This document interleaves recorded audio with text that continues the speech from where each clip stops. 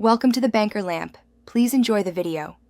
You begin by making sure both devices share one Wi-Fi network so discovery works. This is essential because mirroring uses local streaming. On your Samsung TV, open Settings and enable Screen Mirroring or Smart View so the TV accepts connections. Once done, unlock your phone or tablet, pull down Quick Settings, and tap Smart View or Wireless Display to start scanning. You do this now to avoid pairing delays. Immediate scanning picks up the TV while it's in discovery mode.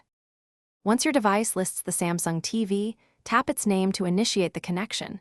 You do this because the device sends a request and the TV must accept to complete the session. If a PIN appears on screen, enter it on your phone or confirm the permission prompt so the TV trusts this device. Make sure any quality or orientation options are set for what you need. Adjusting them early avoids lag. After pairing, the TV mirrors automatically, and you can open apps or presentations. To finish, stop mirroring from your phone's Quick Settings or switch the TV to another input. This cleanly ends the session so future connections are snappy. If you see lag or stutter, move phone and TV closer to the router and close background apps that use bandwidth, because wireless congestion causes most performance issues. If connection fails, restart Wi-Fi on both devices and re-enable screen mirroring on the TV. That usually clears discovery or handshake problems and lets you reconnect quickly.